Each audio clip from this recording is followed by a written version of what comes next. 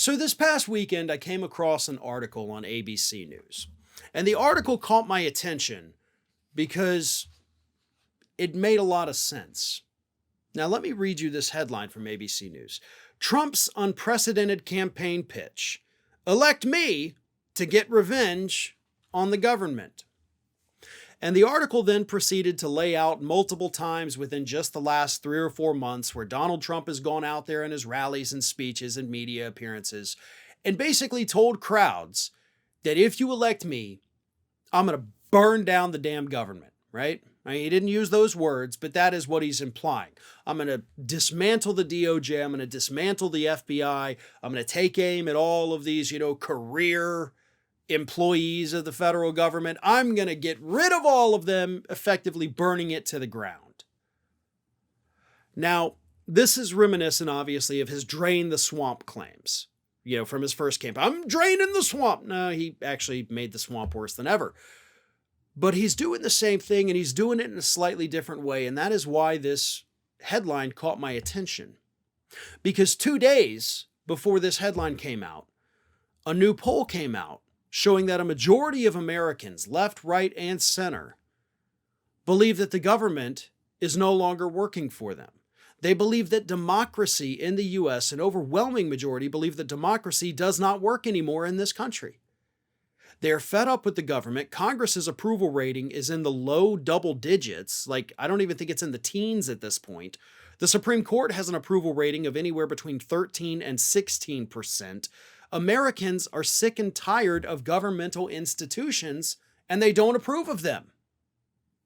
And that's why Donald Trump's rhetoric is actually dangerous right now. And by dangerous, I'm not talking about his usual rhetoric that could go out there and get people killed. I'm talking about rhetoric that might convince some people who previously didn't like Donald Trump, but now they don't like the rest of the government either. And they say, well, wait a minute. I know I don't like this guy. I know he fooled me for 4 years, but if he does go back to office and really does dismantle this governmental system, I do support that. So maybe I am a Trump supporter. The public's anger at our institutions in Washington, D.C. is boiling over. And it's not just a Republican thing. It's an independent thing. It's a moderate thing. And it's a thing on the left. And if Donald Trump somehow does manage to tap into that again, then he may have a path to victory if he gets that Republican nomination. Now, it's worth pointing out, in case you didn't already know, that Donald Trump is not talking about dismantling the DOJ and FBI and everything else because he believes they need to be broken down. He wants to do it as revenge. He's pissed off that they're investigating him. So for him, it's all a personal vendetta.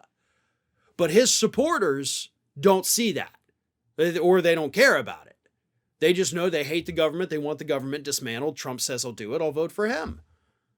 But for Trump, using his personal vendetta as a campaign talking point, as this ABC News article points out, that could be an effective strategy, considering how much the public is getting mad at the entire democratic system here in the United States. So that's something to keep an eye on, because if Trump does manage to repenetrate that and tap into that anger, that could be a big problem in 2024 for the Democrats.